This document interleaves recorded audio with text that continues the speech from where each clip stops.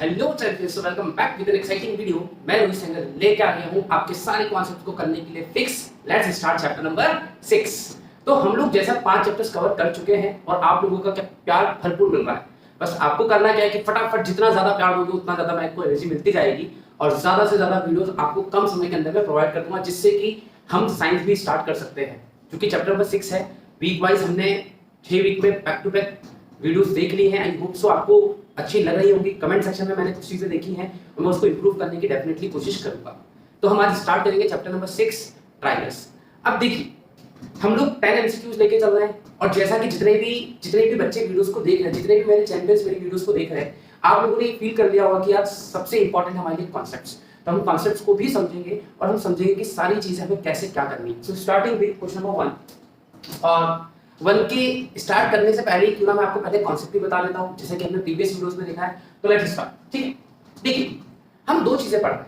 9th class में हमने पढ़ा था कॉन्ग्रुएंसी, 10th क्लास में हम पढ़ रहे हैं सिमिलरिटी।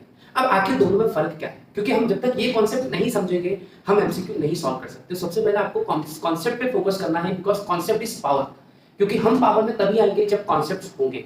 और फिर सेकंड नंबर पे मैंने कहा था आपको, फिर कह रहा हूं, जितने जरूरी नेता के लिए वोट हैं उससे ज्यादा जरूरी बच्चों के लिए नोट्स हैं। क्योंकि ये आपको मार्च का इलेक्शन मतलब हमारी बोर्ड एग्जाम्स में विक्ट्री दिलवाने के लिए बहुत ज्यादा इंपॉर्टेंट है। तो देखिए हम समझते हैं, सबसे पहले मैं पैरेलल कॉन्ट्रास्ट करता हूं, सिमिलर,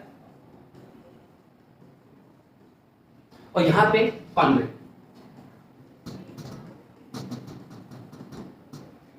अब हम समझेंगे कॉन्ग्रुएंसी क्या होती है, सिमिलरिटी क्या होती है। देखिए सिमिलरिटी का मतलब सिंपल सा मतलब है, सिमिलर का मतलब उसके जैसा। अब भाई उसके जैसा तो कुछ भी हो सकता है, वो बहू की तो बात कर नहीं रहा। बट कॉन्ग्रुएंसी का मतलब क्या है? दो चीजें I am not talking about just triangles, कोई सी भी दो चीज अगर उसका शेप और साइज दोनों सेम है तो हम कहेंगे वो है congruent. If two things have same shape and size, that things are congruent. उसको हम कहते हैं congruency। ठीक, तो शेप भी सेम होना चाहिए, साइज भी सेम होना चाहिए। सबसे बेस्ट एग्जांपल, अगर मैंने जो भी न्यू नोट आया है 500 रुपए का, उस पे 500 रुपए का नोट रख दिया तो क्या दोनों सेम होंगे? शेप भी सेम है, साइज भी सेम है, एक रेक्टेंगल दूसरा भी रेक्टेंगल। अच्छा, एक सर्कल 4 सेंटीमीटर का सपोज टू भी, देखिए ये मैं एक सर्कल ड्रॉ करता हूं, ये भी है इस सर्कल, और मैंने इसी सर्कल का एक क्लोन बना दिया, तो क्या ये दोनों कॉन्ग्रुएंट है? क्योंकि शेप भी सेम है और साइज भी सेम है। और एक एग्जैक्ट मीनिंग बताता हूं, शेप और साइज का मतलब क्या है। दो चीजें अगर आप नोटिस करें तो मैं इसको फिल कर देता हूं। दो चीजें कॉन्ग्रुएंट कब होती हैं? जब एक चीज पूरी चीज को पूरी तरीके से ढक देती है। क्योंकि शेप चेंज है, साइज सेम है, दोनों सेम है। तो अगर हम देखें तो आप देखिए, क्या ये आगे वाला सर्कल पीछे वाले सर्कल को पूरी तरीके से ओवरलैप कर चुका है, मतलब कोइंसाइड कर चुका है। इसका मतलब ये दोनों सर्कल कॉन्ग्रुएंट है। तो दो चीज जिसका शेप भी सेम हो, साइज भी सेम हो, वहीं पे मैं रेक्टेंगल बनाता हूं। देखिए, चलो एक स्क्वायर लेते हैं, ये स्क्वायर ले लिया। अब इसी स्क्वायर का मैं एक क्लोन बना रहा हूं वापस से। ठीक, क्लोन बनाया तो ऑब्वियस सी बात है इसकी कॉपी क्यों है, मतलब दोनों का शेप भी सेम है और दोनों का साइज भी सेम है। जब दोनों चीजें सेम है तो क्या मैं कह सकता हूं बेटा ये कि ये कॉन्ग्रुएंट है। देखिए ये एकदम कवर कर लिया, एक भी हिस्सा ऐसा नहीं होगा जो आपको दिखेगा। बस इसी को हम कहते हैं कॉन्ग्रुएंसी। जब दो चीजों का शेप और साइज सेम तो उसको हम क्या कहेंगे? कॉन्ग्रुएंसी। बट अगर सिर्फ दो चीजों का सिर्फ शेप सेम हो लेकिन साइज सेम ना, शेप सेम होगा लेकिन साइज सेम नहीं होगा, यहां पे तीनों सेम है ना, तो ऐसे केस में कहलाती है सिमिलर। सिमिलर का मतलब था उसके जैसा दिखना, उसके जैसा हुबहू होना नहीं होता, उसके जैसा दिखना और उसके जैसा हुबहू होना, वो है कॉन्ग्रुएंसी। समझ में बात? अब वहीं पे एक सर्कल लेता हूं मैं, वापिस से एक छोटा सा सर्कल लिया, एक बड़ा सा सर्कल लिया आपने। ठीक है, अब मुझे बताइए, ये मैंने इसको सिलेक्ट किया, कवर अप करना चाहिए, इसको फिल कर देते हैं अपन इससे। अब देखिए क्या इसको पूरा कवर करना? नहीं साहब, ये हिस्सा खाली रह गया ना। मैंने क्या बताया, एक के ऊपर एक इस तरीके से ढके कि कोई गुंजाइश ही ना बचे, एक भी पोर्शन नहीं दिखना चाहिए। यहां पे देखिए, पहले वाले सर्कल ने एक दूसरे को ऐसे ढका कि पहले वाले का एक पार्ट भी नहीं दिख रहा। यहां पे देखिए, पहले वाला सर्कल अभी अपना छोटा पार्ट लेके, बहुत सारा पार्ट लेके बैठा हुआ है, मतलब ये ढक तो पाया नहीं है इसको पूरी तरीके से, लेकिन चूंकि सर्कल है तो शेप दोनों का क्या हो गया? सेम। इस वजह से ये क्या है? ये सिमिलर है, ना कि कॉन्ग्रुएंट। समझ में आ गई बात? तो दो चीजें सिमिलर कब होंगी? जब उनका शेप इक्वल होगा। अच्छा, दो चीजें कॉन्ग्रुएंट कब होगी? जब उनका शेप भी इक्वल होगा और जब उनका साइज भी इक्वल होगा। तब हम इसके लिए पढ़ते हैं रूल्स। हमने 9th क्लास में आप लोगों ने देखा होगा, हम पढ़ते थे ट्रिपल एस, मतलब मेरे ट्रायंगल की क्या ली, 3 साइड ली। अब हमारे ट्रायंगल्स पे, क्योंकि यही फंडा हम किसके लिए अप्लाई करेंगे? ट्रायंगल्स के लिए। अगर मान लो मैंने 2 ट्रायंगल्स लिए, ट्रायंगल एबीसी और पीक्यूआर, तो दोनों की साइड्स, तीनों साइड्स बराबर है। पहली साइड दूसरी साइड के बराबर है, तीसरी साइड उसकी साइड के बराबर है, सब बराबर है, तो तीनों साइड्स का वो बराबर हो गया डिस्टेंस, तो ट्रिपल एस से क्या हो गया? कॉन्ग्रुएंट। ठीक। दूसरा SAS सास, साइड एंगल साइड कॉन्ग्रुएंसी। इसमें क्या होता था? दो साइड लेंगे, एक एंगल लेंगे। फॉर एग्जांपल मैं बना ही देता हूं इसको, ये एक ट्रायंगल ले लिया आपने, एक और ट्रायंगल ले लिया, समझिएगा। ये मेरा ट्रायंगल हो गया ABC, ये हो गया PQ, समझना। मैंने AB ले ली PQ की इक्वल, BC ले ली QR की इक्वल और AC ले ली PR की इक्वल। मैंने क्या कंसीडर किया? मैंने तीनों साइड्स कंसीडर की, इस वजह से क्या है? Triple S. बट अब केस चेंज, अब मैं AB ले रहा हूं लेकिन मैं एंगल ले रहा हूं B और Q। तो देखो, एक साइड ली, फिर मैंने एंगल B लिया, फिर मैंने साइड ली BC।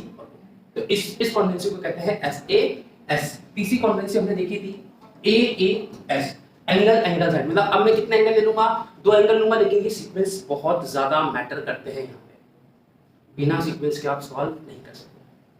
ठीक। और फोर्थ और सबसे इंपॉर्टेंट कॉन्ग्रुएंसी हमारे पास RHS, right angle hypotenuse side. मतलब एक 90 डिग्री एंगल होना चाहिए, एक हाइपोटेनियस मतलब 90 डिग्री के सामने वाली साइड होनी चाहिए, और एक क्या होना चाहिए मेरे पास?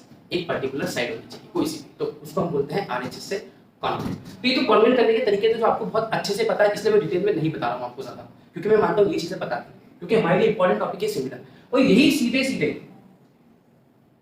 ठीक, किसको छोड़ के? RHS को छोड़ के ये तीनों सीधे सीधे कैरी फॉरवर्ड आ जाते हैं कहां पे? सिमिलरिटी। सीधा सीधा कैरी फॉरवर्ड होगा सिमिलरिटी। लेकिन सिमिलरिटी में को क्राइटेरिया आता है जिसको हम कहते हैं एंगल एंगल, और इसी को कहते हैं angle angle angle, triple A और डबल। ये क्राइटेरिया भी आप बोल सकते हैं। मतलब मोस्ट ऑफ द क्वेश्चन इन्हीं दोनों से करने वाले हैं, समझे आप? पक्का? क्या कॉन्ग्रुएंसी और सिमिलरिटी में डिफरेंस पता पड़ा? सिमिलरिटी का मतलब क्या है? सिमिलरिटी का मतलब है जब दो चीजों का शेप सेम हो। अब देखिए, क्या ये एक रेक्टेंगल है, ये भी एक रेक्टेंगल है, शेप सेम है, बिल्कुल सेम है, लेकिन साइज सेम हो या ना हो फर्क नहीं पड़ता। अब देखो, सबसे इंपॉर्टेंट कॉन्ट्रास्ट, जितने भी ट्रायंगल्स कॉन्ग्रुएंट होते हैं, जितने भी ट्रायंगल्स क्या होते हैं? कॉन्ग्रुएंट होते हैं। क्या मैं कह सकता हूं सिमिलर भी होंगे? If two triangles are congruent, then they must be similar. But if triangles are similar, that is not necessary कि they must be congruent. ऐसा जरूरी नहीं है, क्योंकि congruent होने के लिए उसके शेप तो सेम होने ही चाहिए, लेकिन साइज भी होना चाहिए। आगे कहानी समझ में कि कॉन्ग्रुएंसी क्या होती है? कॉन्ग्रुएंसी का मतलब होता है दो चीजों का हूबहू दिखना, शेप भी सेम होना है, साइज भी सेम होना है, ठीक है? और दोनों एक दूसरे को इस तरीके से कवर करें, इस तरीके से कवर करें कि एक भी हिस्सा दिखना नहीं चाहिए, एक भी हिस्सा दिखना नहीं चाहिए। इतनी बात क्लियर है आपको? फॉर एग्जांपल देखिए, ये बुक है मेरे पास। अब बुक का आपको सिर्फ ये पेज दिख रहा है, क्यों? क्योंकि हर पेज क्या है? हर पेज क्या है यहाँ पे? कॉन्ग्रुएंट है।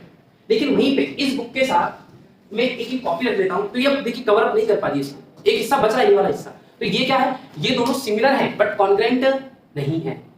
अब मुझे बताइए कि इसके दो पेजेस कॉन्ग्रुएंट है, सिमिलर भी तो है, तो मैंने ये तो लिखा है, यही लिखा मैंने, ठीक है? मैंने क्या लिखा है? मैंने बताया साफ साफ कि अगर दो चीजें सिमिलर होंगी तो ये जरूरी नहीं है कि वो कॉन्ग्रुएंट हो, लेकिन अगर कॉन्ग्रुएंट है तो झक मारा उसको सिमिलर होना पड़ेगा, झक मारा उसको क्या होना पड़ेगा? सिमिलर होना पड़ेगा। Now back to our MCQ. अब हम एमसीक्यू देखते हैं।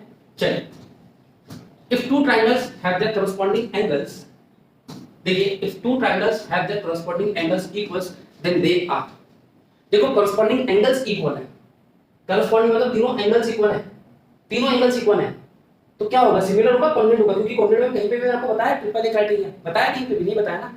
तो आप देखिए तो इसका आंसर क्या होगा कि भाई साहब ये क्या होगा? सिमिलर होगा, ना कि कॉन्ग्रुएंट। क्योंकि कॉन्ग्रुएंट होने के लिए हमें ट्रिपल ए नाम का क्राइटेरिया है ही नहीं। हमारे क्वेश्चन इस क्यों नहीं है? क्यों? क्योंकि जो इक्विलेटरल ट्रायंगल है वो इस प्रॉपर्टी को डिनाई करता है पूरा। भाई साहब इक्विलेटरल ट्रायंगल 6 सेंटीमीटर का हो तो भी 60 डिग्री का एंगल आएगा, 8 सेंटीमीटर का हो तो भी 60 का आएगा, 200 का हो तो भी 60 डिग्री ही आएगा। मतलब इक्विलेटरल ट्रायंगल अगर नहीं होता हमारे पास तो हम बोल सकते थे कि सिमिलरिटी कॉन्ग्रुएंसी कुछ बैठ रही है, लेकिन ऐसा नहीं होता। समझ में आ गया? तो ये समझ में आ गया कि दो ट्रायंगल्स के अगर कॉरस्पॉन्डिंग एंगल्स इक्वल है तो वो हमेशा क्या होंगे? सिमिलर। लेकिन यही क्वेश्चन होगा कॉरस्पॉन्डिंग साइड्स का। कॉरस्पॉन्डिंग साइड्स का तो क्या होता? कमेंट सेक्शन में बताइए आप मुझे। कॉरस्पॉन्डिंग साइड्स का समझ रहे हो? आपकी कॉरस्पॉन्डिंग साइड्स इक्वल हैं तो भाई साहब ऑप्शन सी होता मेरा आंसर। कॉन्ग्रुएंट भी होता वो, सिमिलर। मैंने क्या सिखाया था? जस्ट बोला था। देखो जितनी भी चीजें मैंने आपको बताई ना, जितने भी कॉन्सेप्ट आपको बताया वो कॉन्सेप्ट बहुत काम के, फालतू रात वाले काम करूंगा नहीं। सीधी सी बात। यहाँ हमें आपका समय बचाना है, इसलिए मैं 10 की सीरीज लेकर आऊँ। वो 6-8 घंटे की वीडियो नहीं, 6-8 घंटे की वीडियो में तभी लाऊंगा जब इंपॉर्टेंट होगी। और साइंस के जो सबसे खतरनाक चैप्टर्स हैं उनके वैसे ही स्टार्ट करने वाले बड़ी बड़ी वीडियोस डालूंगा, मुझे पता है आपको देखना है। तो इतना फंडा क्लियर है। चलिए आगे बढ़ा जाए। Areas of an equilateral triangle with the side of length is equals to area of equilateral triangle। अगर आपको याद हो तो आपने एक फॉर्मूला पढ़ा होगा एरिया ऑफ इक्विलेटरल ट्रायंगल का। वो क्या होता है? मान लो इक्विलेटरल ट्रायंगल है, ये रहा हमारा इक्विलेटरल ट्रायंगल, ठीक है। इसकी साइड कितनी दे दी मैंने? तीनों की a दे दी, ठीक है। तो आपने 9th क्लास में डिराइव भी किया था इनवर्स फॉर्मूला से, याद हो तो आपको। तो इक्विलेटरल ट्रायंगल का जो एरिया होता है वो होता है √3/4a², दैट इज √3/4a²। और ये बहुत इंपॉर्टेंट है। अब आप सोचो तो भैया ट्रायंगल्स में एरिया वाला तो हमने कुछ पढ़ा नहीं, ये एरिया रिलेटेड टू सर्कल के लिए इंपॉर्टेंट होगा। जो भी चीज मैं बता रहा हूं वो इंटरकनेक्टेड होंगी, ये मत सोचो कि सिलेबस से कटी है कि ये है। तो ये बहुत इंपॉर्टेंट है। एरिया ऑफ इक्विलेटरल ट्रायंगल होता है √3/4a²। और इससे भी ज्यादा एक और चीज, ये है इसका एल्टीट्यूड dm। कमेंट सेक्शन में आप बताएंगे कि इक्विलेटरल ट्रायंगल का एल्टीट्यूड क्या होगा। अब करेंगे कैसे? आप ये सोचिए, ये पूरी a है, ये कितनी हो जाएगी? a/2 पाइथागोरस लगा दीजिए। और कमेंट सेक्शन में बताना जरूर पाप मत करना है। बिल्कुल मैं इतना बोलता हूं, जितने व्यूज आप देते हो ना, कमेंट्स तो होते ही नहीं, इसका मतलब पता है मेरी बात सुन नहीं रहे आप लोग। तो आप मुझे क्या निकाल के देखेंगे? एल्टीट्यूड। चलिए next question, the diagonal of rhombus are 16 and 12 centimetre in the line and the side of rhombus. भाई रोम्बस की साइड्स के हमको लेंथ बताएंगे। अब देखिए इधर देखिएगा, ये रोम्बस है, हम सबको पता है। और रोम्बस की प्रॉपर्टी होती है, उसकी डायगोनल्स क्या करती है? उसकी डायगोनल्स परपेंडिकुलरली क्या करती है? एक दूसरे को बाइसेक्ट करती है 90 डिग्री पे, बाइसेक्ट करती है। तो आप खुद सोचो, अगर ये पूरा 16 है, अगर ये पूरा 16 है तो ये मान लो ये 8 होगा और ये भी 8 होगा, हाँ है ना? 8 बांट दिया अपन ने, क्योंकि diagonals of rhombus bisect each other. अच्छा ठीक है, सी अगर ये 12 तो ये कितना होगा बेटा? 6। और ये 90 होता है, क्या पाइथागोरस लगा दे? 8 का स्क्वायर 64, 6 का स्क्वायर 36, ये 90 है ना? तो लगाओ पाइथागोरस की हाइपोटेनस हो गई, आती है ना? हाइपोटेनस का स्क्वायर इक्वल्स टू p का स्क्वायर प्लस b का स्क्वायर। हमें h निकालना, मैं नाम देता हूं AOP, ठीक है। तो मेरा h कौन हो गया बेटा? मेरा h हो गया है, ये 90 होती है, पता ना? परपेंडिकुलर 90 पे बाइसेक्ट करती है उसके डायगोनल्स। देखिए तो ये h हो गया मेरा AB का स्क्वायर इक्वल्स टू, सीधा लिख रहा हूं मैं, 6 का स्क्वायर प्लस 8 का, ये आ गया सीधा सीधा 100। 6 का स्क्वायर 36 हो गया, 8 का स्क्वायर हो गया 64, 36 प्लस 64 100। और 100 किसका स्क्वायर होता है बेटा? किसका स्क्वायर होता है? 100 होता है मेरे हिसाब से 10 का, हिसाब से 10 का ही होता है, प्लस माइनस 10। सर माइनस क्यों लिखा आपने? भाई साहब रूट प्लस माइनस लेके जाएगा, लेकिन क्या लेंथ माइनस में हो सकती है? देखो कॉन्सेप्ट को समझो, क्योंकि चैप्टर नंबर 4 में हम प्लस माइनस के साथ डील कर रहे थे, यहाँ पे हटा दें। क्यों? क्योंकि यहाँ पे कभी भी रहना किसी भी शेप की लेंथ, कोई भी शेप हो, रेक्टेंगल हो, स्क्वायर हो, कुछ व्हाटएवर या ट्रायंगल, वो कभी माइनस में नहीं हो सकती, वो हमेशा क्या होगी? Plus. That's why we are taking the values in plus. तो आंसर डी इज करेक्ट। आगे बढ़े। Which of the following is not similar figure? अच्छा क्वेश्चन। क्या सर्कल सिमिलर नहीं होंगे? स्क्वायर सिमिलर नहीं होंगे? क्या इक्विलेटरल सिमिलर नहीं होंगे? या आइसोसेलेस सिमिलर नहीं होंगे? अब आपको भाई साहब इसका तो कमेंट सेक्शन में जवाब देना है, क्योंकि मैंने अभी आपको बताया था सिमिलर की बात कर रहा है, उसके जैसा देना। क्या सारे सर्कल एक जैसे नहीं दिखते? सोचो, दिखते हैं। और दिखते हैं तो मैंने जो क्राइटेरिया बताया थे, triple A, double A, triple S, SAS, समझ रहे हो? आपको बताना है इनमें से कौन सा सिमिलर नहीं होता है ना? मैं बताऊं, आप फिर ट्रायल से भी कर सकते हैं। अगर आपको कंफ्यूजन है कि भाई ये कैसे वो कैसे, आप सिर्फ देख के बता सकते हैं, और जैसे मैंने फंडा बताया उसके हिसाब से। तो ये आपका कमेंट सेक्शन में आ जाना चाहिए, आप देंगे तो अच्छी बात है ना? और हो तो एक अच्छा कॉज भी दीजिएगा कि क्यों हुआ ऐसा। चलिए आगे बढ़ा जाए। हाँ, if ABC is similar to the triangle DEF, then सबसे इंपॉर्टेंट चीज जो मैं वेट कर रहा हूं, अभी तक मैं इसी चीज का वेट कर रहा था। देखिए हमें गिवन है कि ट्रायंगल ABC जो है वो सिमिलर है ट्रायंगल DEF के। अब सुनो, जब कभी बुक आपको ऑप्शन देती है, बुक में मेंशन है, क्वेश्चन मेंशन है, तो बहुत मैं ये नहीं देख रहा ऑप्शन, मेरे को ऑप्शन नहीं देखना। इसने दिया है तो you have to follow the sequence. ये सीक्वेंस बहुत मैटर करता है, ये सीक्वेंस बेटा बहुत ज्यादा मैटर करता है। कैसे मैटर करता है? देखो ए बी किसको लेके चलेगा? कॉरस्पॉन्डिंग बी को, तो ए बी अपॉन डी। मैं रैंडम लिख रहा हूं बस। बी सी किसको लेके चलेगा? ई एफ को। Sequence matters. ए सी किसको लेके चलेगा? डी एफ को। ए सी किसको लेके चलेगा? D F. समझे? अब चेक कर ले, ये हमेशा ध्यान रखना कि if two triangles are similar then the sequence is very important for us. उसका जो सीक्वेंस है ना वो बहुत इंपॉर्टेंट होता है, और हम सीक्वेंस लेके ही चलेंगे। सीक्वेंस सारे चैप्टर का निचोड़ है। Whenever you get confuse follow the sequence, और सीक्वेंस को फॉलो करना ही है। अब देखते हैं A B upon F D, ये तो रेस से बाहर हो गया सर। देखो टाइम वेस्ट नहीं करना, नहीं वेस्ट करना time. A B upon D, हाँ ये चेक कर सकते हैं। फिर बी सी के नीचे डी एफ आ गया, इधर मतलब क्या आना चाहिए? बी सी के नीचे ई एफ, ये भी रेस से बाहर। ए बी अपॉन डी बिल्कुल सही है sir, B C upon E F ये भी सही है, और A C upon F D मतलब ये भी बिल्कुल सही है। इसने उल्टे वे में सीक्वेंस बोला हुआ, लेकिन सीक्वेंस तो वही है एग्जैक्टली। ये सी ए ही होता है और ये एफ डी ही होता है, मतलब ये सही होगा। बट ऑब्वियसली फोर्थ वाला गलत होगा, है ना इंपॉर्टेंट। सीक्वेंस कितना मैटर करता है देखा आपने। तो सिमिलर वाले क्वेश्चंस को हम ऐसे करेंगे, ना कि वैसे जिस हिसाब से आप करते आ रहे हैं। ठीक है, बढ़ा जाए आगे। Question number 5 completed. Now moving towards question number 6। if triangle ABC and DEF are similar, AB equals to 4, D equals to EF दे दिया है, then the perimeter of triangle ABC, हमको क्या निकालना है? perimeter of triangle ABC निकालना है। चलिए सबसे पहले मैं बना देता हूँ यहाँ पे डायग्राम्स, है ना, सो दैट हम अच्छे से कर पाएं। ये ट्राइंगल है, ये दो ट्राइंगल है, मेंशन कर देते हैं। सीक्वेंस बहुत इंपॉर्टेंट है, देखो A B C, मैंने ऐसे लिया ABC। सुनो, तो DEF भी कैसे जाएगा? ऐसे जाएगा D E F। Now putting the values, AB 4 है, DE 6, EF 9, FD 12 है। हमें निकालना है पेरीमीटर ऑफ ABC। हमें क्या निकालना है? Perimeter of ABC। अब सबसे इंपॉर्टेंट चीज, अगर दो ट्रायंगल सिमिलर है, क्या है? सिमिलर। हमेशा ध्यान रखना, अगर दो ट्रायंगल सिमिलर होते हैं तो उसकी करस्पॉन्डिंग साइड्स का रेशियो इक्वल होता है। तो if two triangles are similar, we have given that these triangles are similar, क्योंकि सारा क्लियरली सिमिलर है। ठीक है, दोनों क्या है? सिमिलर है। अब देखिए हम क्या करेंगे, समझना। AB अपॉन DE इक्वल होगा AC अपॉन DF के, इक्वल होगा BC अपॉन EF। हाँ यहाँ वैल्यू पुट कर रहा हूँ। AB 4 है, DE 6 है, AC नहीं है मेरे पास, और DF है मेरे पास 12, BC नहीं है मेरे पास, और EF है मेरे पास 9। सी क्या मैं इन दोनों को कंपेयर करके AC निकाल सकता हूँ? चलो निकाल देता हूँ यहाँ पे फटाक से AC। ठीक है, ये क्या?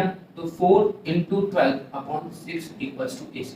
6 बचा 6 टू, तो AC कितना आ गया मेरे पास? AC आ गया 8, इसकी AC कितनी AC?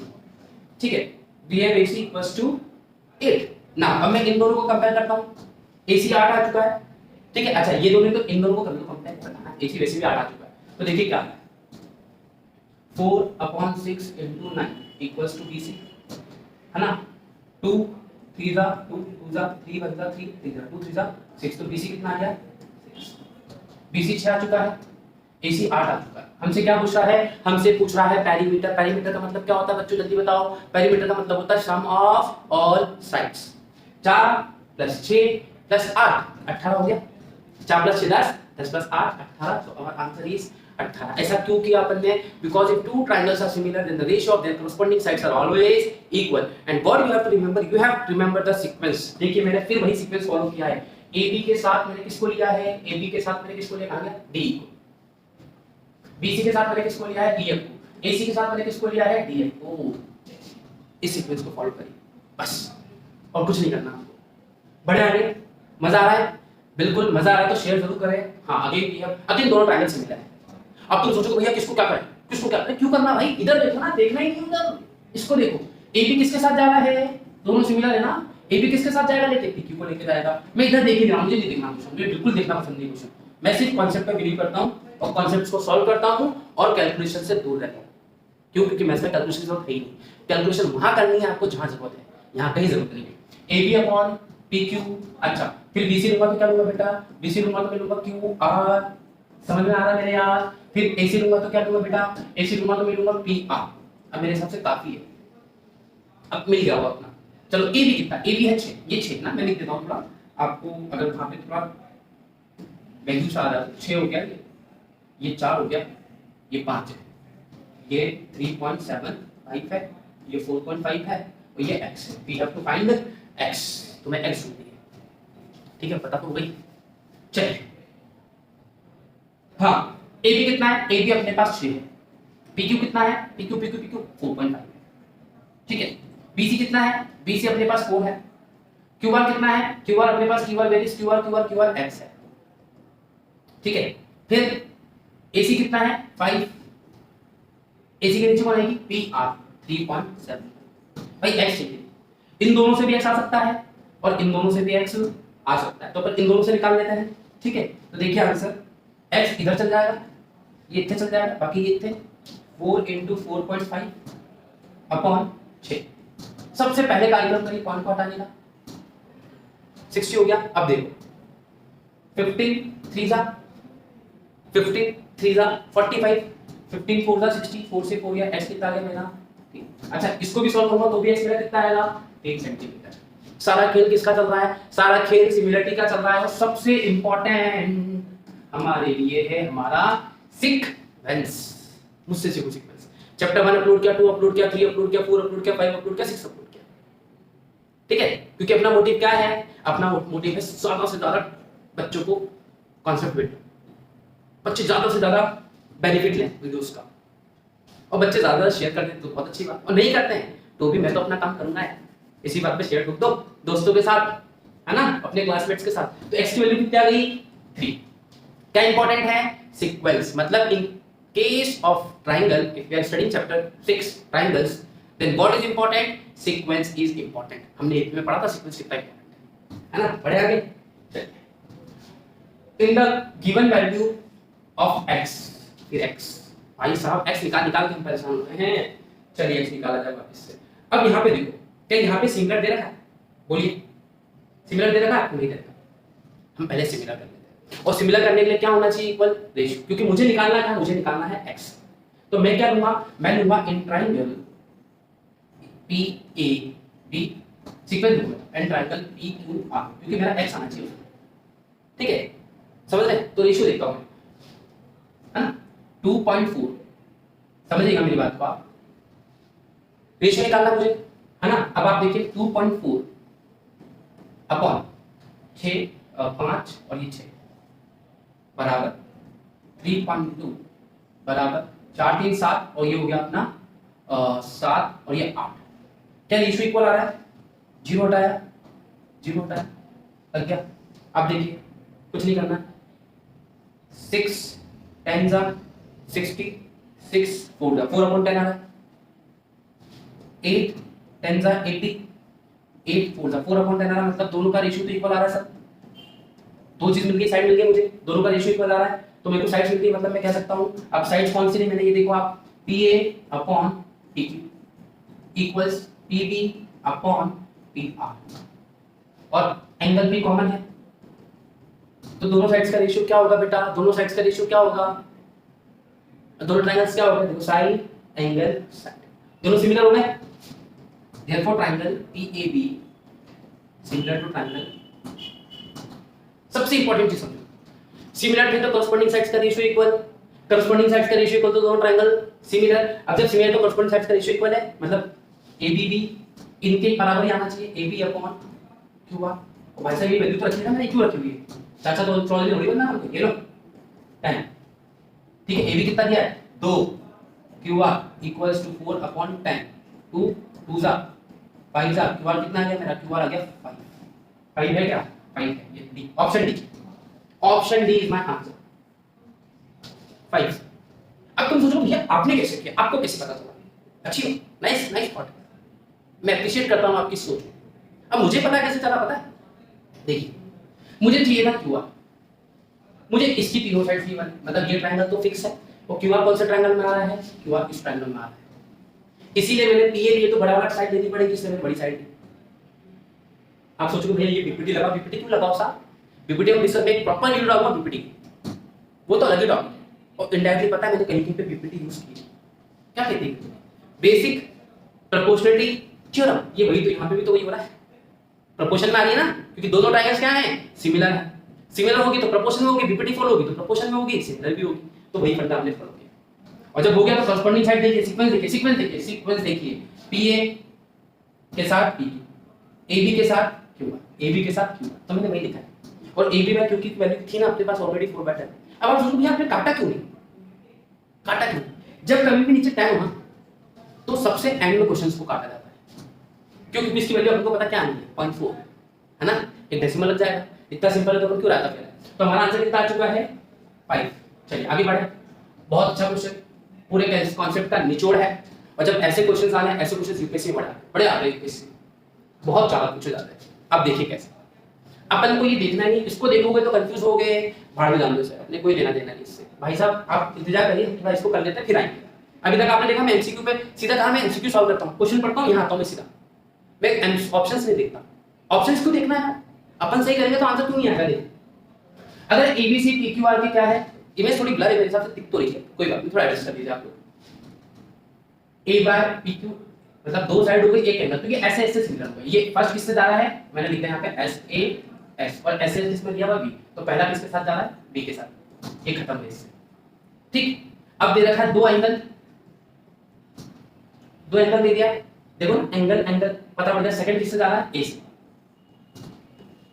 अब पहले चेक कर लेता हूं, इतना क्यों ढूंढना, 3 और 4, देखो ये मिल जाएगा अपन को। पहला जा रहा है बी के साथ, दूसरा जा रहा है ए के साथ। पहला बी के साथ रेस से बाहर जाओ, पहला बी के साथ रेस से बाहर जाओ, पहला बी के साथ दूसरा ए के साथ। भाई साहब ये जा रहा है, बस ये भी नहीं जा रहा। बताओ आप तो ऑप्शन ए की देखते तो भी सही हो जाता। अब ये दोनों में अपना टाइम बचाएंगे, अपना टाइम बचाना है अपन को। कुछ बेवकूफ बच्चे पता क्या करेंगे, कुछ अपने आप को चाचा चौधरी बनेंगे, और भाई सब देखते पूरा श्योरिटी। भाई लप्पू सा क्वेश्चन है, लप्पू सा क्वेश्चन है भाई, लप्पू बिल्कुल। तो इसको अपन को ऐसे नहीं करना है ना, इसको अपन को क्या करना है, we have to follow this trend. हमेशा ध्यान रखिएगा, आप जब कभी भी करते हैं तो आप खुद देखिए, हमें अगर आप सिर्फ फर्स्ट भी गैस कर देते तो भी आपका, मैं तो सिर्फ 2 भी लेके चला, 2 इसलिए लेके चला कि श्योरिटी। आप देखिए थर्ड सी के साथ जा रहा है, पक्का थर्ड सी के साथ जा रहा हूं, ट्रिपल एस बिल्कुल जा रहा है, ट्रिपल एस। अब लास्ट क्या बचा, पीपीटी बचा। आई बात समझ में, पक्का आया मजा, समझ में आ गई मेरी बात, बोलिए। तो फिर कमेंट सेक्शन में डाल दीजिए डरने की क्या बात है, जब रोहित भैया साथ हैं, क्योंकि करवाते हमेशा कॉन्सेप्ट से मुलाकात है, समझ लो आप। तो कॉन्सेप्ट्स की जिम्मेदारी मेरी है, शेयर करने की जिम्मेदारी आपकी है। चलिए, in a rhombus if D1 and D2 is area will be, area है रोम्बस का, क्या होता था area of rhombus, area of रोम वाली बस is half D1 into D2। डाल दो वैल्यू, हाफ D1 कितना है मेरे बच्चों 40 है, D2 कितना है 2 सत्ते 7 10 जा 70, 7 2 जा 14, 70 plus 14 equals to 84। हो गया समाप्त, बोलिए। तो our answer is 84। I hope you have enjoyed it a lot। उम्मीद है आपसे कि आपको ये एमसीक्यू की जो सीरीज है पसंद आ रही होगी, और ऐसे ही आप अपना प्यार दिखाते रहें। तब तक के लिए टाटा बाय बाय सायोनारा, मिलते हैं नेक्स्ट वीडियोस में। वीडियोस को इतना ज्यादा फैला दो कि इतनी तेज कोविड भी नहीं फैला होगा हमारा, ठीक है। तो मिलते हैं नेक्स्ट वीडियो में, तब तक के लिए टेक केयर, खूब सारा पढ़ो। इस बार बोर्ड एग्जाम में झंडे गाड़ने हैं, ठीक है। तब तक के लिए सायोनारा।